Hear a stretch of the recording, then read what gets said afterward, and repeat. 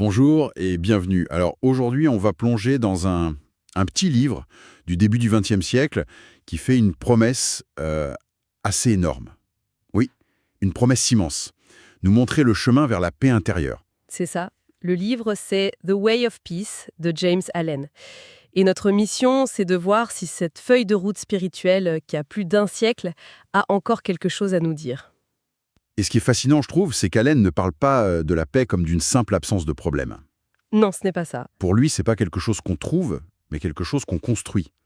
C'est un état intérieur qui demande un vrai travail actif, euh, un processus de purification de soi. D'accord. Il dit que la paix, c'est pas un cadeau, mais une réalisation qui vient d'un effort constant pour se libérer de l'égoïsme. Et son outil numéro 1 pour ça, c'est la méditation. Alors, parlons-en. Helen utilise une image très forte. Il décrit la méditation comme l'échelle mystique qui va de la terre au ciel. C'est joli, mais concrètement, qu'est-ce qu'il entend par là? J'imagine que c'est pas juste s'asseoir en silence et attendre. Absolument pas. Pour lui, c'est surtout pas une rêverie passive. C'est un acte de concentration intense, où on fixe son esprit sur une idée pour en sonder toutes les profondeurs. D'accord. Et il pose un principe qui est vraiment au cœur de toute sa pensée. Il dit « Ce sur quoi vous méditez constamment, non seulement vous finirez par le comprendre, mais vous en deviendrez de plus en plus la réplique. » En d'autres termes, nos pensées nous sculptent. C'est exactement ça. Si on passe son temps à ruminer des pensées de jalousie, on devient une personne jalouse. À l'inverse, si on se concentre sur la compassion, on développe cette qualité en nous. Il y a donc une discipline très concrète à mettre en place. J'ai lu qu'il insistait sur le fait de choisir un moment précis, de préférence très tôt le matin. Oui, quand tout est calme. Il cite même un poème qui dit en gros que les grands hommes n'ont pas atteint les sommets d'un coup, mais qu'ils ont grimpé la nuit pendant que les autres dormaient. C'est assez exigeant comme vision. Très exigeante. Pour lui, la discipline, c'est la structure du chemin. Et ça commence par une auto-analyse sans concession. Regarder en face ses propres motivations. Voilà. Par exemple, il suggère qu'une personne colérique devrait méditer sur la douceur et le pardon. Pas pour se juger, mais pour prendre conscience de sa propre dureté.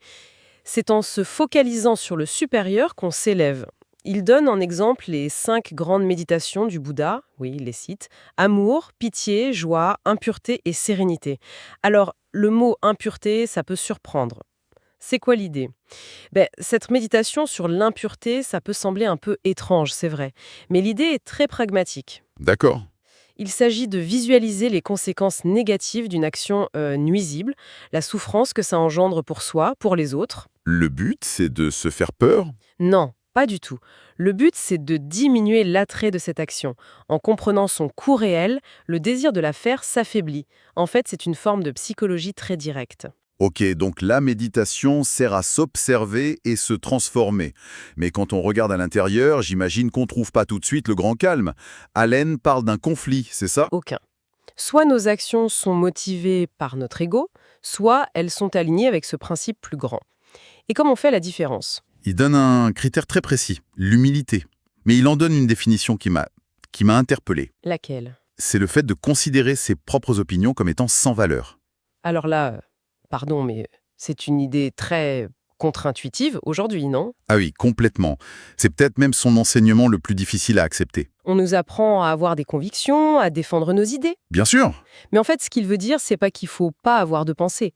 C'est qu'il faut se détacher de l'identification entre soi-même et ses opinions. Ah d'accord. L'individu centré sur son moi défend son opinion comme si sa vie en dépendait, parce que son ego y est attaché.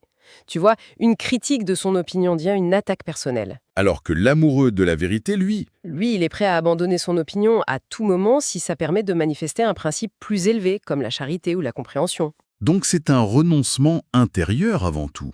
Pas juste abandonner ses biens, mais abandonner sa vanité, son besoin d'avoir raison. Précisément. Et c'est là qu'il fait un diagnostic radical. La source de notre souffrance, c'est pas le monde, c'est notre moi. Il écrit point, toute souffrance vient du moi.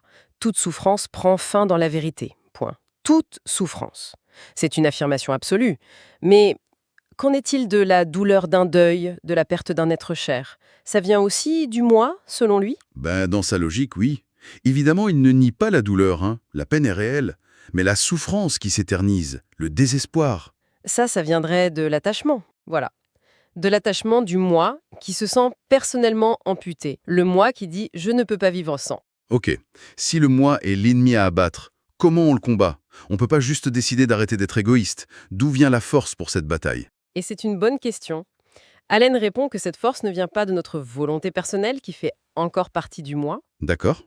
mais de la capacité à s'ancrer dans des principes qu'il considère comme éternels. Il définit l'homme de principe comme celui qui reste ferme sur ses valeurs, même s'il doit y perdre son confort, sa réputation ou même sa vie. Il donne l'exemple de Jésus qui endure l'agonie plutôt que de renoncer au principe de l'amour divin. Et ça nous amène à son concept d'amour désintéressé, le selfless love. Oui, et il prend grand soin de le différencier de l'amour habituel. L'amour humain, dit-il, est partiel. Il s'attache à une personne, un objet. Et donc il est vulnérable. Exactement. Quand l'objet de cet amour disparaît, ça engendre une souffrance immense. L'amour divin, ou désintéressé, est radicalement différent. Il n'a pas d'objet particulier. Il embrasse tout l'univers. C'est ça. C'est un état d'être, une radiation. Il ne cherche rien pour lui-même, et donc il ne peut jamais être déçu. C'est passer d'un amour qui possède à un amour qui émane. Tout à fait, c'est ça l'idée clé. Passer d'un amour qui s'attache à un amour qui irradie, sans cible précise. C'est pas une mise à jour, c'est un changement de système d'exploitation. C'est un concept magnifique, mais ça semble surhumain. Comment on y arrive concrètement? C'est quoi la méthode? La méthode est aussi simple dans sa formulation que radicale. La réponse d'Allen est « vide-toi et je te remplirai ». Il faut faire de la place. Oui, Tout le cheminement, la méditation, la lutte contre le moi n'a qu'un seul but, faire de la place. Le moi doit mourir pour que cet amour universel puisse naître. Ce n'est pas une amélioration de la personnalité, c'est une dissolution.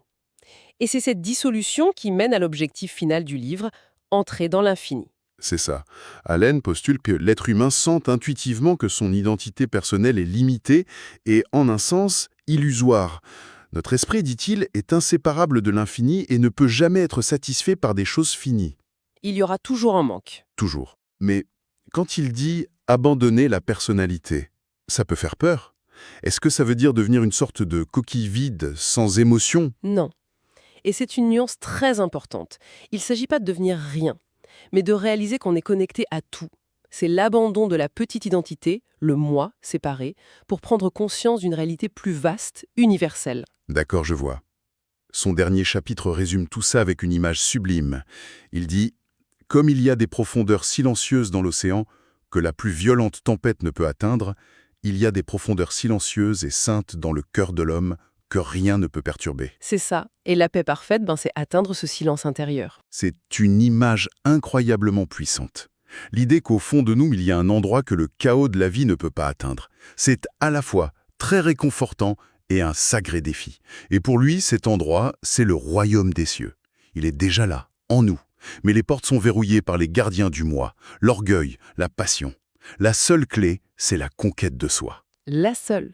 Ce n'est pas une question de rituel, mais d'un travail intérieur constant pour aligner chaque pensée avec cette vérité silencieuse en nous. Donc si on résume, le chemin de paix de James Allen est un parcours très exigeant. Ça part de l'intérieur. Ça commence par un outil, la méditation, qui nous force à voir le conflit en nous. Notre ego contre un principe de vérité.